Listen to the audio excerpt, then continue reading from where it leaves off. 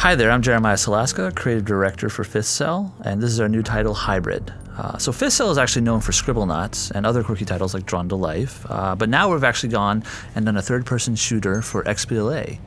In the shooter genre, innovation isn't necessarily a common word, but that's what we pride ourselves on. And so when we decided to do Hybrid, we wanted to do something that was actually completely different from the norm of what you're used to, but still kind of feels similar. So probably the biggest thing that separates Hybrid is its combat-focused movement. And so with combat-focused movement, instead of controlling the movement specifically, you just look at a cover and press A, your character will automatically go there. If you press B, they'll actually retreat, and you can actually, with the left stick, you can control on the path where they're going. So as they're flying to cover, they can move kind of strafe and dodge within their flight. The game actually doesn't have any ground movement except for strafing within cover. We're losing. Get back in there. While you're moving, you can actually change directions mid-flight, so you're not just locked to that one cover. So it's very, very fluid, very, very intuitive, and very, very simple, but it makes the strategy very, very deep because of the fact that you can't just go anywhere. You have to be very purposeful in your movement.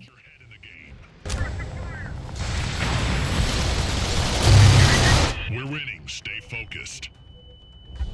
What's really cool about this game is that because we have kind of a focused kind of movement, we can allow people to go to upside down cover or to wall cover seamlessly without any problems. So they just select it and they'll go upside down.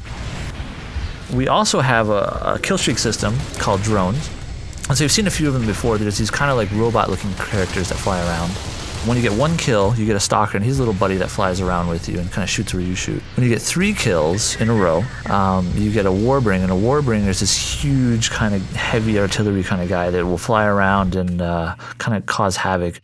The last kill streak is called the Praeon. The Praeon is kind of like a heat-seeking missile. She requires 5 kills, and once she gets out, she's basically going to target some guy, and she'll take him out unless you kill him, unless you kill her before she gets to you.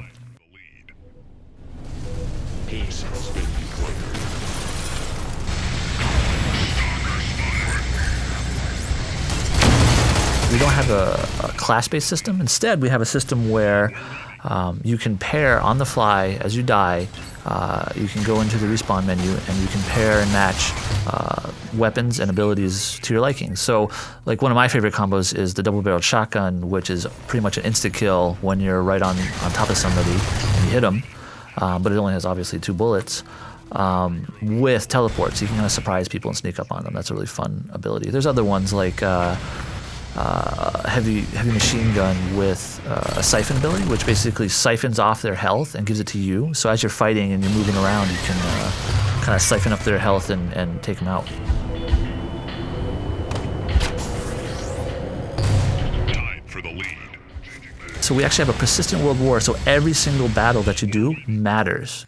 A lot of games where you just, you get in and you have personal achievement. We have that too, where you're ranking up, you're getting new abilities, you're getting new weapons over time when you unlock them per level. But there's also this huge persistent world war that's going on over across every single continent. And there's 2 different factions, the Paladin and the Variant. And you actually choose on the onset from the very beginning of when you log in who you're going to be. And that's who you're going to be for the rest of the game.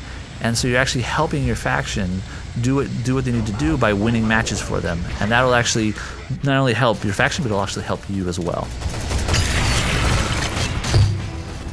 We're actually using the Source engine, so this isn't a homegrown engine, but it's heavily modified. And it's actually running 60 frames a second. We actually thought that with a multiplayer shooter, that's really important to get that kind of smooth gameplay going.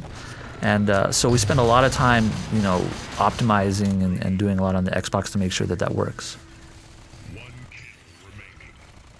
Hybrid is out this summer for XBLA.